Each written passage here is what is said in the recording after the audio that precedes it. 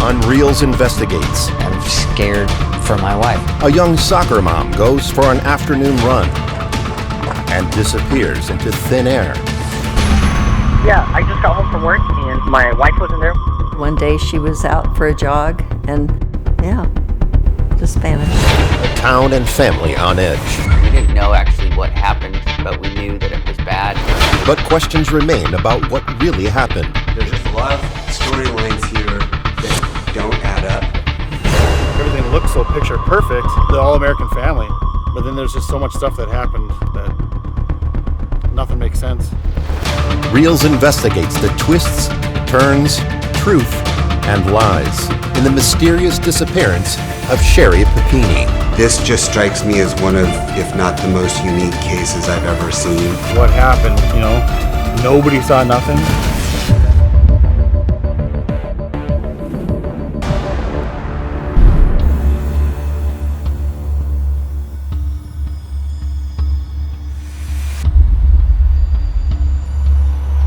It's a cold November Wednesday in 2016.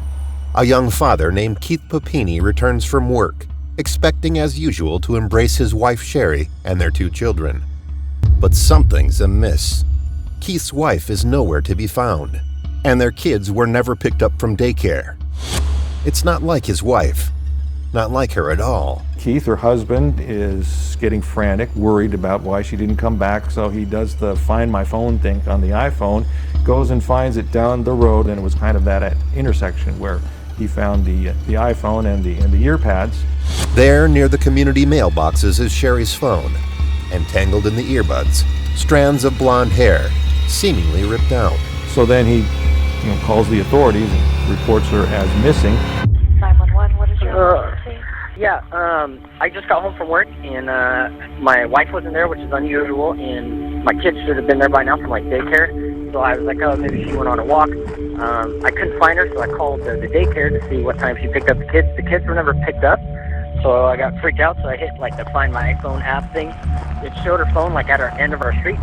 On the phone with 911, Keith Papini remains calm, but his gut tells him something is seriously wrong.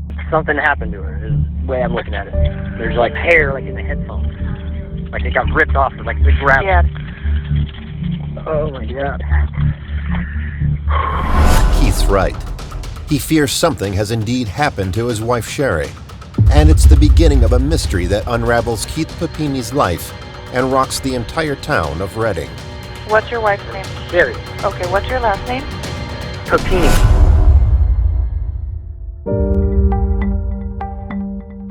Redding, California. It looks like a place out of time. A vintage gold rush town nestled near Shasta Lake, surrounded by untamed forests of pine and fir.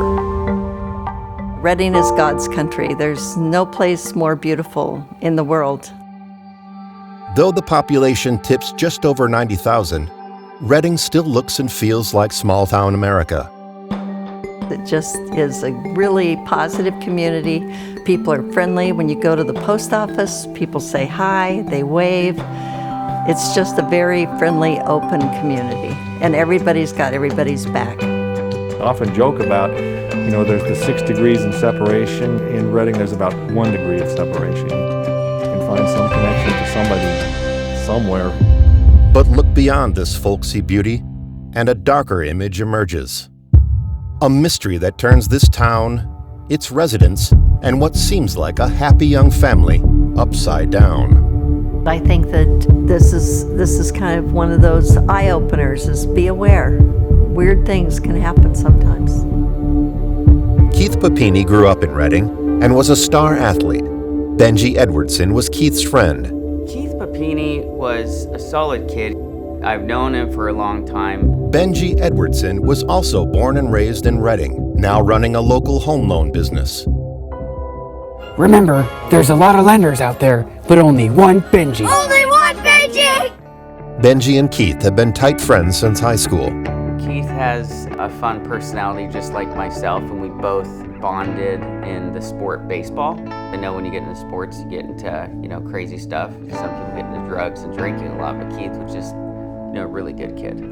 worked at Best Buy with Keith Papini. Keith was just a really happy guy, always on the move, fast walking, fast talking, communicating with everybody. In 2009, Keith married the love of his life, his beautiful middle school crush, Sherri Graff. They're in love, they're happy, they're enjoying themselves, and as far as I know, that's the way they were. I'm Mike Mangus. I'm a news anchor at KRCR-TV in Reading. I'm also an ordained deacon at St. Joseph Catholic Church, and I did the wedding of Keith and Sherri Papini. They seem to be very much in love and very happy and having a good time with their friends there who were all there for the wedding, and look like a good start to a great relationship. Sherri and Keith are very sweet. They love each other very much. It's really apparent when you see them together. The young couple soon start a family. Keith and Sherri move into Keith's childhood home. Keith's new bride is welcomed into his circle of friends with open arms. Sherri's a very beautiful woman, but she wasn't like trying to get anybody's attention or trying to stand out or anything. It was just, she was normal, like a mom. More soft-spoken, but still bubbly. We had a Best Buy softball team that we played on together, a bunch of guys from Best Buy, and it was kind of like a beer league, just had fun. Keith would be there and Sherri would be there with the little kids and playing at the little playground there. They were always happy, always smiling, and everything was just like, it's like what you wanted to have in life was two beautiful children and a super happy marriage. It just seemed like it was too good to be true. Then, on a brisk November afternoon in 2016, Keith Papini's fairy tale life comes crashing down. The sheriff's office gets the word out to us, to the media, saying, you know, have you seen this woman? Because we wanted to get it out as quickly as possible. Somebody in the newsroom said, hey, you married them. Then when I looked at the picture, I go, oh, Keith and Sherri. The search continues for a missing Shasta County woman. 34-year-old Sherri Papini disappeared while apparently out jogging or walking near her home in Mountain Gate, north of Reading. I talked to Keith about what's going on because he's anxious to get the word out as well. It is excruciating. I don't like to think too much about it because you know, I just assume that I'm going to get a phone call any second or she's going to, you know, show up at my house. I'm trying not to look too far out on, you know, if she's not around, but it is extremely painful. Keith was worried. He was just focused on finding his wife, on finding Sherri and getting her back and willing to do anything and everything to do that. Keith's not alone. Sherri's sister Sheila holds an impromptu press conference alongside Keith's sister Suzanne, making a tearful plea for answers. She was out for a run.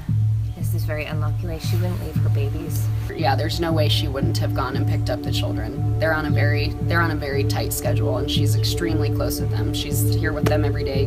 We call her Super Mom. She's an amazing, beautiful light of a person. If anyone knows of anywhere where she is, if they could please contact Shasta County authorities, we would greatly appreciate it. Just bring Sherri home. And Sherri's heartbroken parents join in, expressing their outrage that a violent crime has taken their daughter from them. I'm mad. I'm very mad that someone took our daughter, just snatched her out of the thin air. I've had lots and lots of people offer to, you know, why don't you come over to my house and stay the night and break away and give yourself a rest? And I don't want to do that yet because I feel that she's going to come home and I want to be home when she comes home, so I haven't done that yet. But coming home is not guaranteed, and time isn't on their side. Most victims of like kidnapping, abductions, they end up killed relatively soon, within 24 or 48 hours. And after that, you're looking for just a missing person that's probably deceased. It was like, how do you reach out and help? What can I do to help? After more than a week, everyone's baffled about Sherri's disappearance, and some fear the worst. Then you're going, man, is she alive?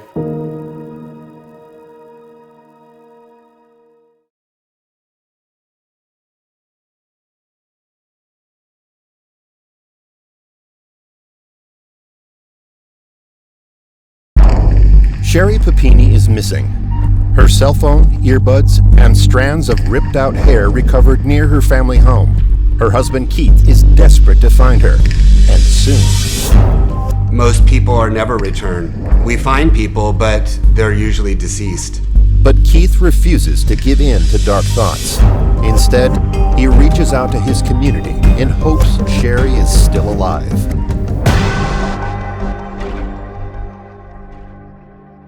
I first heard about the Sherri Papini missing incident when Keith came to the city council and solicited our help to try and find his missing wife. As you can tell by the overhead projection, we have a mini crisis in our town, and to Mr. Papini and his families, it is huge. He would like to reach out to see if there's anybody who can help him find his wife. Mr. Papini. I'm Keith Papini, Sherri's my wife, and I'm just trying to do everything I can to get her face everywhere, her name out to everybody. Our community has been so great. The Reading area has just been amazing on everything that they've done, and if this can help in any way get her face to the right person, I'll do anything I can. Keith's mental anguish when he came to the city council meeting was very apparent. He was quite upset and didn't know what to do, how to go about getting his wife found, and was just looking for help in any way that the community could help. Sherri means the world to me, and it's been very hard, and again, I really appreciate the community doing everything they can to help us find Sherri and bring her home safely. It was very moving. I actually became tearful as the mayor, hearing, and now I could almost get tearful again, hearing how distraught Keith was and worried about his wife and that he couldn't find her and she was missing. Our prayers are with you. Good luck. News of Sherri's plight travels fast, and the tight-knit community of Reading goes on high alert. When Sherri went missing, everybody was in a panic. The sign places were making flyers and signs for free. Everybody was going to take work off to go volunteer for searching. Everybody in town was willing to help. I mean, everybody. Friends and neighbors scour the area for any sign of Sherri. Did a bit of a grid search and then went to the location where we'd last seen her shoes. We think are her shoe prints coming down the road here. Family friend Allie Anderson drives miles from out of town to help. I don't care if I can't do anything, if I can just bring food to whoever is searching or food to them or any kind of support. I just would go stir crazy at home. I don't know what I would do, just sitting waiting around for a phone call. I've always remembered that you have maybe a couple days to figure it out before, something bad could happen. And I said, hey, let's maybe do a GoFundMe account. It was $50,000 in like 3 days. Keith suggested doing a balloon release to get more media attention.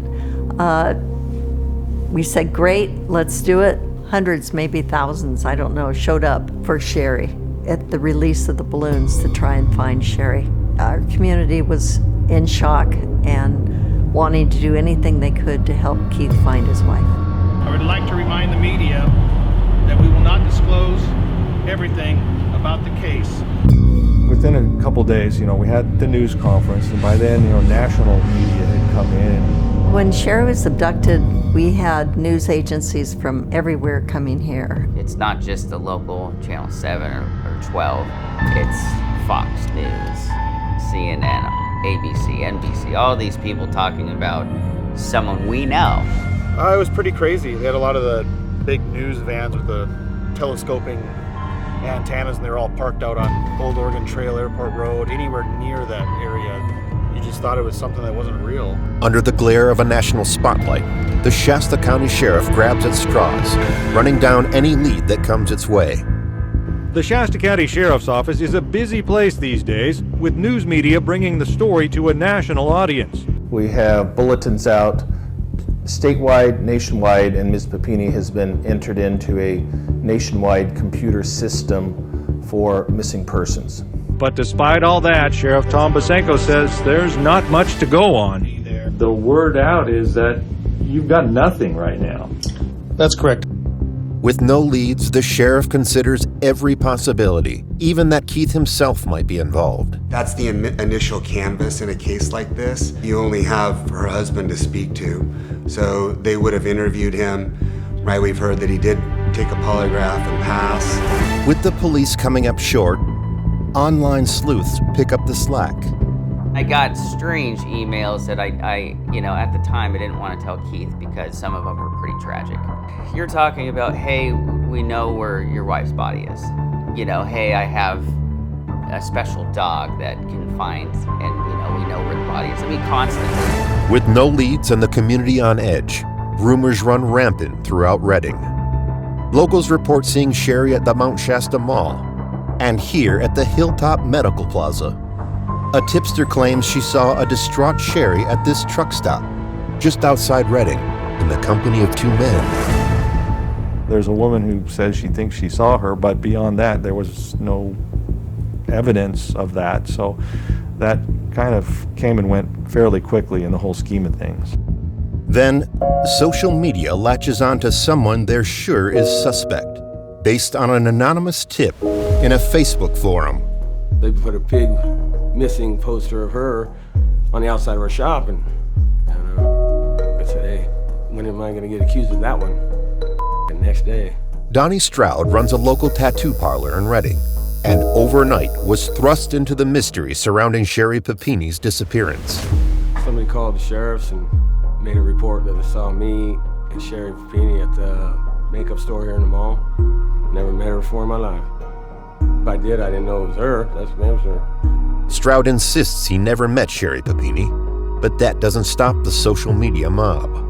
I went kind of nuts chasing down some of these rumors and devoted a lot of time to that umbrella of suspicion. And, dude, it was all across the United freaking States. People in Illinois and Kentucky and stuff. And a bunch of times the phone goes off and it's like nobody answered, click. Authorities consider the tip worthless and never even regard Stroud as a suspect. But in the desperation to find Sherri, even the most outlandish claims take hold of the public imagination. Small town, people are going to believe what they want to believe. I was small town famous before that, and now it's just famous for all the wrong reasons. It's another dead end.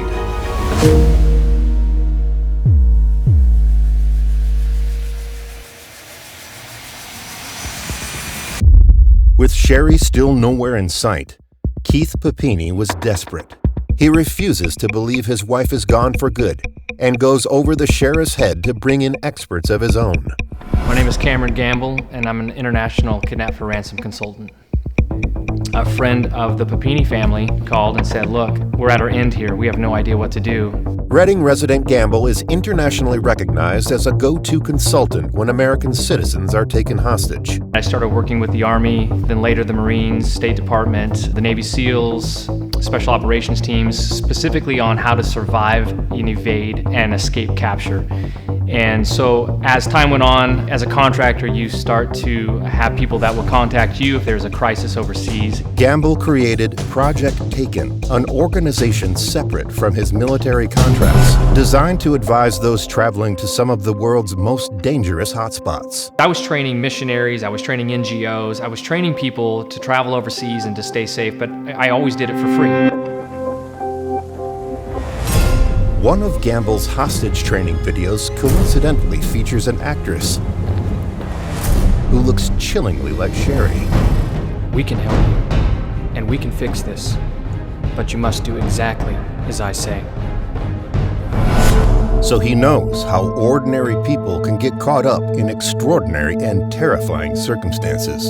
And it's the victim's family who will be crucial to bringing them home. Oftentimes people have this idea that a kidnap for ransom consultant is what you see in the movies where you're talking to the bad guys on the phone, and rarely does that ever happen. It is more of you're guiding the family through the process of how to deal with the people that have your loved one. That's exactly what the Papini family needs.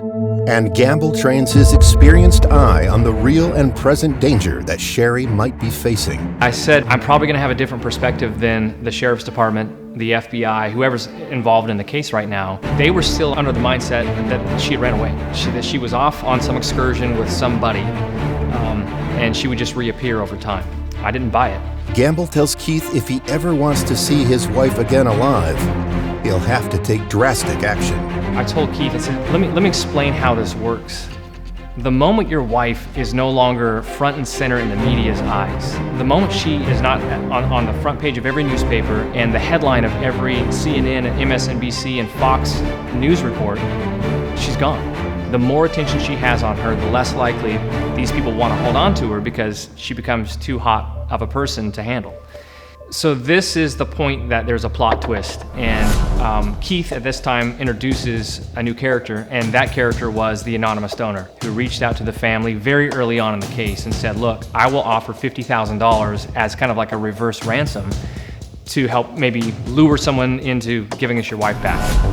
The plan was for somebody to go on to the news and to put out this message that we have an undisclosed amount of cash.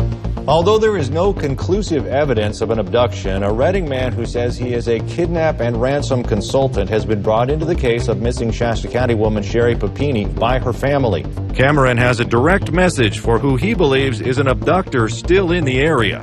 You have 115 hours to call this phone. 115 hours and this offer is off the table for you. No cops, no FBI, just you and I, let's have a conversation. Let's bring Sherri home. The objective was to put a time parameter on this. We wanted them to feel that sensation of time is running out now for them, not us.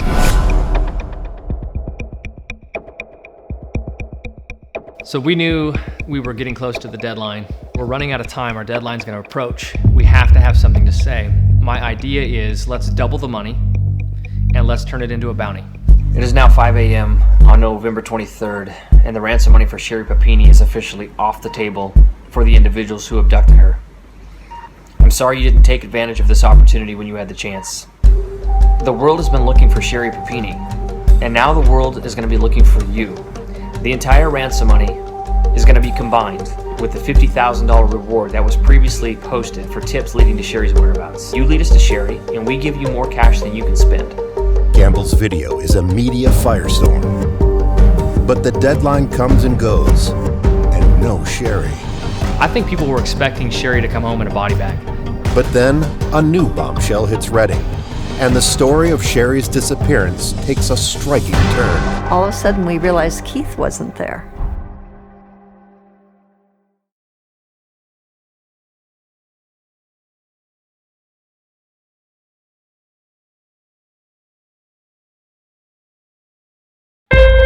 Beautiful 34-year-old Sherri Papini's been missing for 22 days, seemingly vanished during an afternoon run. But her hometown hasn't given up hope.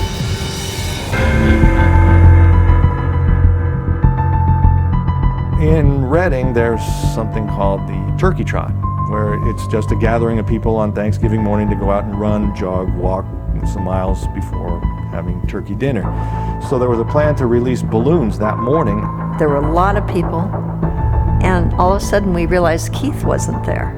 Then we found the reason he wasn't there was that Sherri had been located. The Reading community released a sigh of relief when Sherri Papini was found Thanksgiving morning after being reported missing for 3 weeks. News broke that she was found down south by Sacramento on a county road.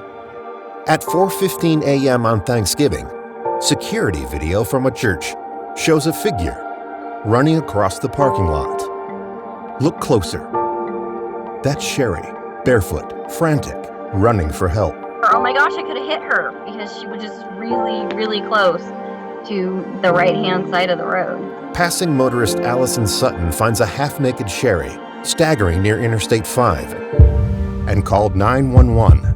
I saw a blonde woman frantically waving what looks like to be a shirt up and down, trying to get somebody's attention. I have like a memory of a flash of a face with a kind of panicked look on it. I remember thinking that she must be cold because it didn't look like she had clothes on that were warm enough for the weather because it was cold. We are ecstatic to report that Sherri Papini has been located and has been reunited with her family on this day of Thanksgiving. Shortly after Sherri was located and received treatment, I did receive word that the California Highway Patrol was able to have her speak to Keith on a cell phone to let her know that she was okay. On that Thanksgiving morning, my wife, she's bawling, and they said they found her. And I get a call from the sheriff saying she's been found. And I honestly, I could almost cry right now. They did. I had some tears there. Sherri's alive, but cops tell Keith to brace himself for what he is about to see. Keith says that when he was reunited with his wife at the hospital, her face was, quote, covered in bruises, ranging from yellow to black because of repeated beatings. He says the bridge of her nose had been broken and her signature long blonde hair had been chopped off. He added that his wife weighed only 87 pounds when she was found. She was also branded with some sort of message.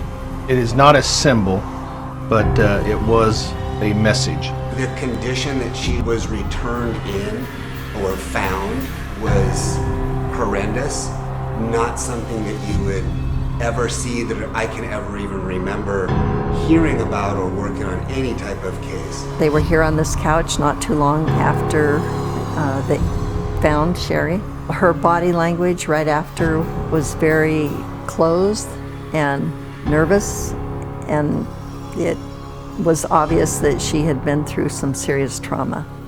I was a PA for 25 years, and 12 years I worked in an emergency room, so I've seen mental anguish in trauma victims. She definitely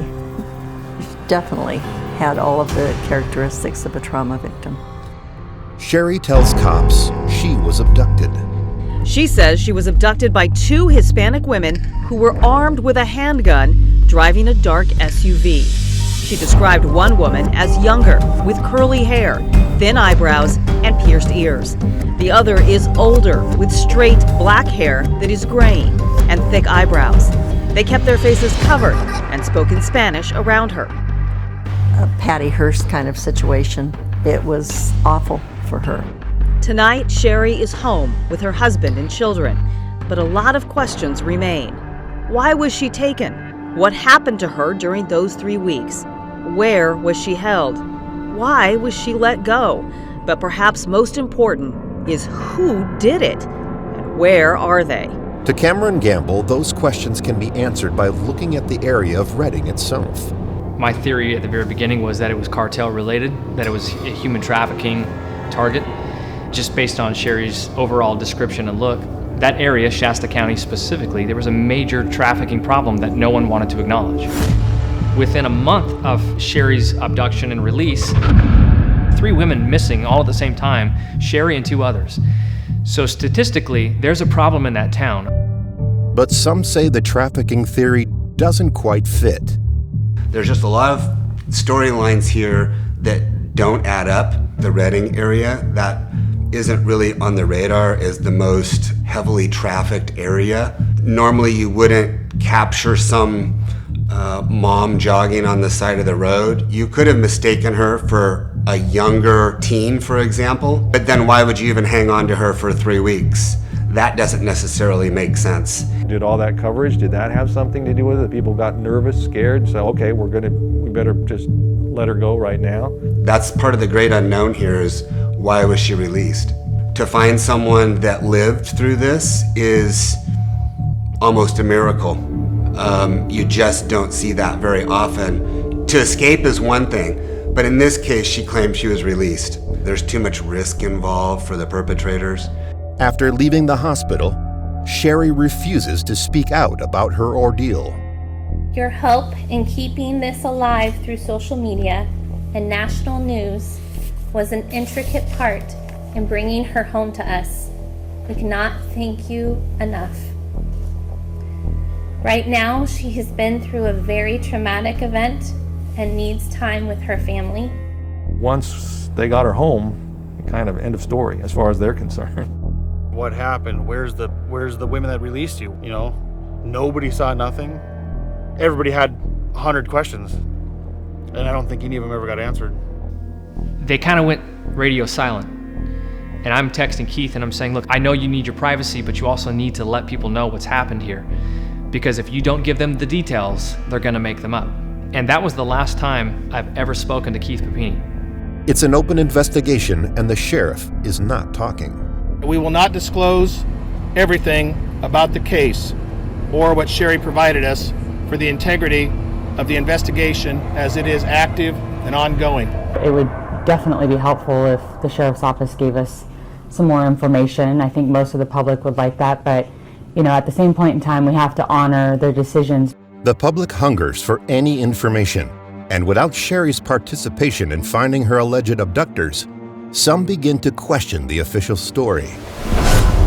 Online pundits wonder if Sherri was as badly hurt as reported. Why was she released from the hospital so quickly? After she had been to the hospital for a checkup to make sure she was okay to come home, you're still questioning and, hey, what's happened to Sherri? What's going on? That's only answered now, years later, as new information about Sherri's condition after she was found comes to light. Now, here's the other piece, that the details that people don't know. They didn't release her from the hospital. They transferred her to another hospital for her safety. They brought her down to Sacramento. From there, the anonymous donor pays for 24-hour care from other doctors and nurses, and they put Keith and Sherri in this mountain house, kind of like a retreat, to get them away and to keep them safe. People don't know this. So when you just go off of what the sheriff is saying, maybe it wasn't as dramatic as people made it seem. That's a long way to go to say that to make this look good, I'm gonna have to break my nose, right? Injure myself.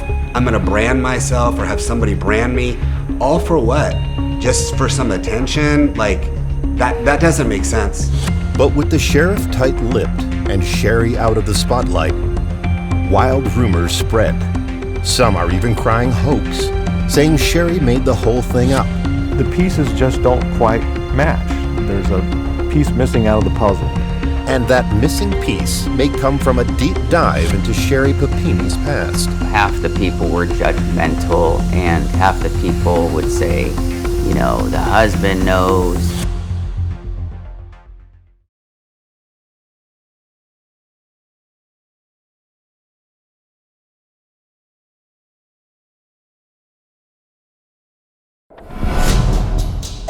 After close to 2 weeks missing, Sherri Papini is safe, back home with her family on Thanksgiving.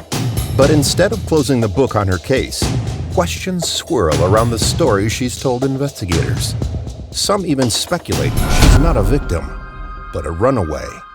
The Shasta County Sheriff's Office did tell People magazine they had ruled out sex trafficking, adding, quote, detectives utilized all resources in determining if Sherri Papini's disappearance was voluntary or involuntary.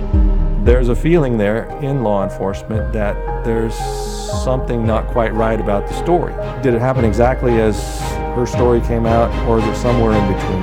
Even the smallest details are scrutinized. Sheriff Basenko told NBC's Today Show that Sherri's recovered iPhone was neatly placed on the ground, screen up, with earbuds closely coiled, further fueling speculation that the phone was planted, not lost in a violent struggle. Think about grabbing someone off the street. So wherever I grabbed you, right, I grabbed you with your phone and your earbuds in your ears, right? And then I drove away, and then I realized I gotta get rid of that.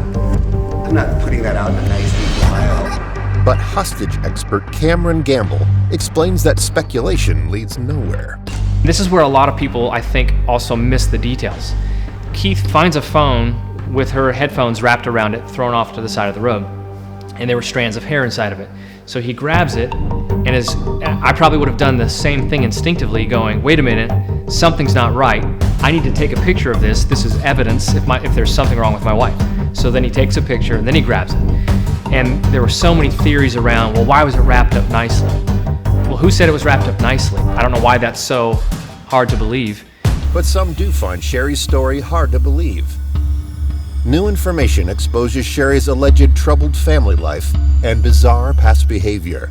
From what I've heard, Sherri has kind of a checkered past, that she's had some incidents in high school and then beyond that as well. So some of those things, I believe, to investigators would make them more question her story. Things with families aren't always as they seem, but things weren't right. She didn't have a great relationship with her parents. I think there was a detachment. I think there was something that happened in the past that there wasn't a healthy relationship there at all. internet sleuths uncover a police incident report from 2003. Sherri's parents called police, claiming Sherri was harming herself and blaming it on her mom. Did Sherri Papini have a history of injuring herself and claiming someone else was at fault? And the controversy goes back even further. This is all secondhand. This is something I don't know for sure, but there were incidents in high school regarding some racist kind of things. Things like this. A blog post from 2003, allegedly from Sherri herself, implying racial conflicts had deep roots in Sherri's past. In it, the writer details pride in white heritage, violent confrontations with Latino schoolmates, and simmering conflicts left unresolved. So there were just some things there that would raise question marks, certainly to an investigator. Sherri's family tells People magazine the blog post is a fake. But if true, does this history bolster Sherri's story of being abducted by Latino women? Or show a pattern of deceit? I think the conspiracy theories that abounded at this time were just that, conspiracy theories. I think, pardon my French, but I think they were BS. There's a lot of focus back on Sherri and her family, but you have to always lend credibility to the victim. So it becomes a very hard balance for law enforcement to find a solution to this. One clue investigators find emerges from Sherri's computer, examined while she was missing. We now later know that apparently there was a laptop that connected Sherri to some other individual in the Midwest, and that was the smoking gun for the sheriff's department. The lead sparks more rumors. Sherri faked her abduction to cover a secret rendezvous with an old lover. People say that Sherri was in contact with one of her former high school boyfriends or something like that. Well, big whoop. That doesn't mean you're having rampant relationships with somebody that's clear across the country. It's just nuts thinking, in my opinion. For someone who just went through such a horrific ordeal, for anyone to shame them or say incredibly cruel things was just not okay. Investigators revealed Papini had been texting with a man in Michigan, and detectives had flown to the area and decided he was not involved with Papini's disappearance. They were like rabid dogs going after that one lead that eventually led nowhere. Though no arrests have been made, and with Sherri's alleged abductors still at large, Shasta County authorities make a surprising announcement. I remember hearing Sheriff Tom say that the city was not in danger, which didn't make sense because if somebody was just taken hostage and held at gunpoint or knife point and branded and not fed properly and malnourished, how would you not be in danger? Everybody's in danger until those people are found.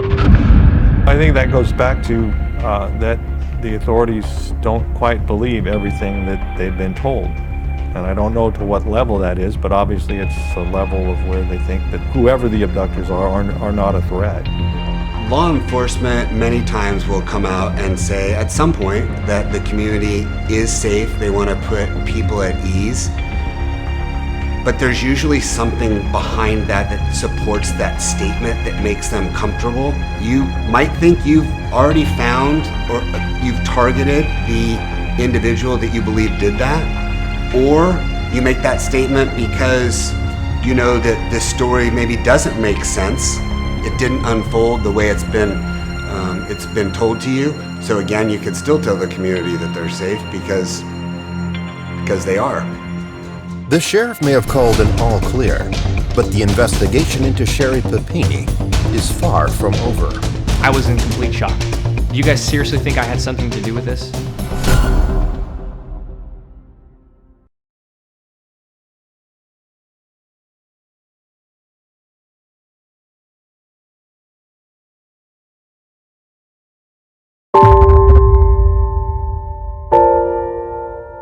It's been many years since Sherri Papini's disappearance and miracle return.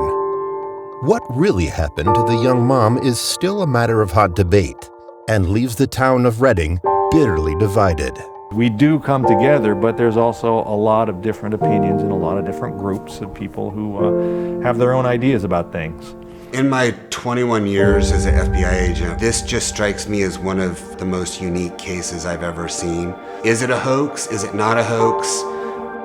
Cases that are a hoax don't last this long. It's been 4 years and nobody is any closer to solving it, or more importantly, proving it was a hoax. Sherri's definitely been scarred by this experience. It was very tough on her, especially afterwards when they were hounded by the media. Kind of like the Princess Di of Redding, California issue. It was like that. Shasta County Sheriff Tom Basenko tells me reporters' trespassing has been an issue out at the Papini property. And even though I didn't go onto their property, I was nearly pepper sprayed by neighbors who are protective over the family and running off anyone who doesn't belong. It's been a nightmare. The people, they come, they go, they don't even live here, and all they're doing is just prying on these kids' privacy. Neighbors tell me people have even tried jumping the fence around the Papini's home to get to Sherri. I told them get their stuff and get their damn cameras and stuff out of here, and she was a nervous wreck. Neighbors tell me it's unsettling having people they don't know come onto their streets because they still do not know who her captors are. Still raising eyebrows to this day, the Papini family continues to live in the same Mountain Gate home, just down the road from where Sherri claims she was taken. The biggest shock I had actually was I was going into Best Buy one day and I passed Keith, and I was in shock to see that he was still living here and working here. If that was something that happened to me or my wife, I'd want to be across an ocean or another country, you know, just for the safety. So it's like maybe there really wasn't something, or maybe they knew who the people were. I don't know. It brings more questions about that. Why would you still be 2 blocks from where this happened with your children? Those answers won't be coming from Sherri, at least not publicly. There may be a good reason for that. When you speak of money involved in a case and that you could somehow profit by going on television, how can you get up on national television for the first time and start speaking and you've not answered to law enforcement? You could subject yourself, if they punched holes in the story, right, to legal ramifications for just being on the show and profiting and providing false information, and then certainly be charged criminally. Every once in a while somebody will come up to me and whatever happened to that girl that was missing? You know, well, it's still an open case. It's still an active investigation from what the sheriff's office tells us. Active or not, Cameron Gamble says authorities may be no closer to finding answers now than the day Sherri came home. Fast forward almost 3 years later, my doorbell rings and it's 2 FBI agents, and they want to ask me questions about the Sherri Papini case. I was in complete shock. I looked at them and I said, "Are you guys just a little bit late to the dance?" And I said, "You are the first law enforcement since this incident, since actually Sherri reappeared, that have come and spoken to me about anything. That just seems so odd to me." And they weren't even FBI agents that were handling the case. They were FBI field agents from the East Coast that were handed 300 questions to come and ask me. Even more shocking, Gamble learns the reason for their visit. So maybe about 20 questions into it, I realized the line of questioning where they were going with it. And I stopped them and I said, "Hold on a second. Do you guys seriously think I had something to do with this? You think that I had something to do with this girl's abduction?" So then, you know, of course, I have to pull out phone records and I go into my United app and I get to show them how I wasn't even in the same state as Sherri during this time of the abduction. And at the end of the 3-hour conversation, I asked them, I said, you know, "Where are you in the process of solving this?" And they said, "Well, one of our last questions we were supposed to ask is, what do you think happened?" What it proved to me was they have no leads. They have nowhere to go on this case. So you would have felt that after all this time, someone would have come forward, somebody would have said something about this case. It's just, secret's only safe with one. It's never safe with more than 2 people, and the story starts to get out. I kind of come to the same dead end that everybody else comes to without really having an opportunity to speak with her directly. I think that would really help. We may never know what happened, you know, unless Sherri shares her story.